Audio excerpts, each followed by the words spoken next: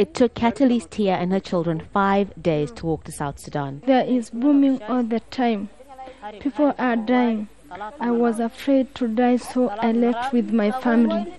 Aid workers say up to 700 people arrive here on foot every day.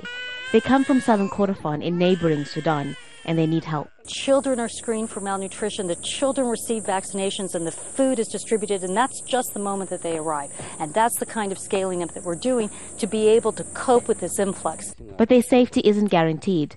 Officials say this bomb was dropped recently. We are afraid because now everyone had a hole near his house. We are afraid of this. The danger makes it difficult to bring in food. Because of the fighting and all that, the security issues prevented us from doing what we are doing now. So we pretty much lost about 3 weeks. We are 3 weeks behind where we should have been. But we are confident that during the month of May, we will get the food here, enough to make sure that these people are fed. Yida is close to the disputed border area of Jau. It was bombed last November and is within shelling range. Humanitarian workers are still concerned about these refugees because they're still too dangerously close to the conflict zone. But convincing families to leave isn't easy. The terrain here is similar to what they are used to, but occasional fighting here between Sudan and South Sudan, mainly over oil, makes them vulnerable.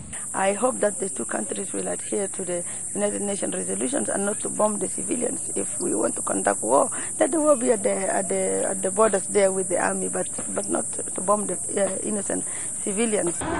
Close to 30,000 people live in this camp, and more are expected, meaning the situation in southern Kordofan is expected to get worse.